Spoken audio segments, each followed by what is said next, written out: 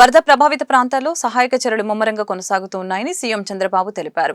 విజయవాడలో బుధవారం ఆయన మీడియాతో మాట్లాడారు. ఎక్కడ ఎలాంటి అవసరం వచ్చినా తాము అండగా ఉంటామని భరోసా ఇచ్చారు. బురద తొలగింపు పనులు ప్రారంభమయ్యాయని చెప్పారు.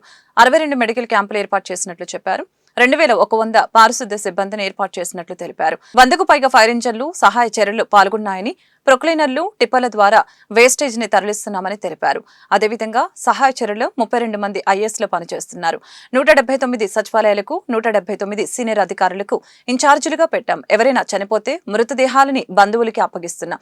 మృతుల కుటుంబాలకి 5 లక్షల పరిహారం అందజేయాలని ఆదేశించామని ముఖ్యమంత్రి చంద్రబాబు తెలిపారు. అవసరమైతే అన్ని ట్రాక్టర్లు ఎంగేజ్ చేస్తున్నాం. ఎక్కడన్నా ట్రాక్టర్ పోలేకపోతే చిన్న వెహికల్స్ పెట్టుకుంటున్నాం. అది కూడా అవసరమైతే ఈ యొక్క పవర్ బోట్స్ ఏవైతే ఉన్నాయో అవి కూడా ఉపయోగిస్తాం.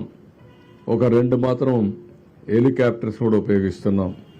ఇంకొక పక్క డ్రోన్స్ కూడా చాలా సక్సెస్ఫుల్గా ఎక్కడికక్కడ బాగా చేయగలిగాయి.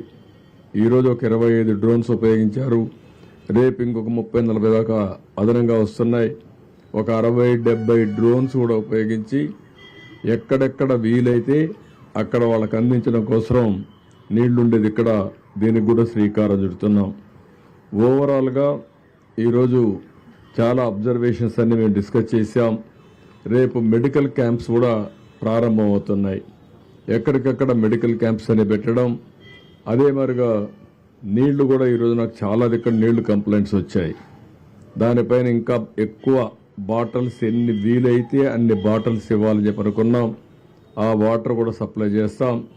రెండోది రేపు ఒక 180 ట్యాంకర్స్ తీసుకొచ్చి ఎక్కడికక్కడ నీళ్లు ఇచ్చే కార్యక్రమం తీసుకుంటాం.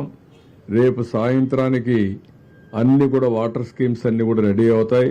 మెట్రో వాటర్ వర్క్స్ అంతా కూడా రెడీ అవుతాయి. కానీ ఆ నీళ్లు ఇమీడియట్గా తాగడానికి పనికిరావు. 2-3 రోజులు పడుతుంది, కొన్ని రోజులు పడుతుంది. ఆ వాటర్ని అంతా కూడా గైడ్ లైన్స్ ఇచ్చి స్నానానికి కానీ అటు వాడుకుంటూ తర్వాత ఏ విధంగా ఎప్పుడు వాడచ్చో దానికి కూడా గైడెన్స్ ఇస్తాం.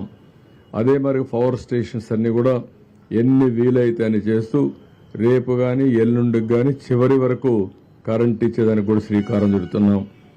ఎక్కడైతే నీళ్లు పవర్ స్టేషన్లో, సబ్ స్టేషన్లో కానీ ట్రాన్స్ఫార్మర్ దగ్గర ఉంటే షార్ట్ సర్క్యూట్ కానీ షాక్ కొట్టే పరిస్థితి వస్తుంది. అలాంటివన్నీ కూడా ప్రికాషన్ తీసుకుని ఇమ్మీడియట్గా రెస్టోర్ చేయడానికి అన్ని ప్రయత్నాలు చేస్తున్నాం. దానికి కూడా స్పష్టమైన ఆదేశాలు ఇచ్చాం. ఇంకొక పక్కన ఫైర్ ఇంజన్స్ అన్ని కూడా తెప్పిస్తున్నాం. ఫైర్ డిపార్ట్మెంట్కి అప్పచెప్పాం.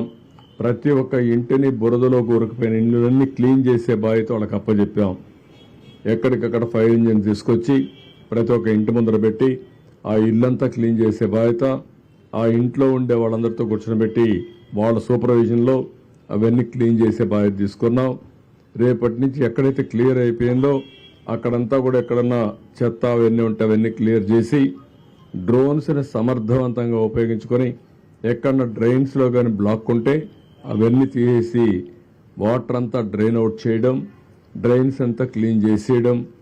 అదే సమయంలో బ్లీచింగ్ కానీ లేకుంటే ఏమి చేస్తే ఎఫెక్టివ్గా ఉంటుందో డ్రోన్స్ ఉపయోగించి ఏమైనా లిక్విడ్ స్ప్రే చేయగలుగుతామా, టోటల్ శానిటేషన్కి ఆ ఎక్సర్సైజ్ కూడా స్టార్ట్ చేస్తున్నాం.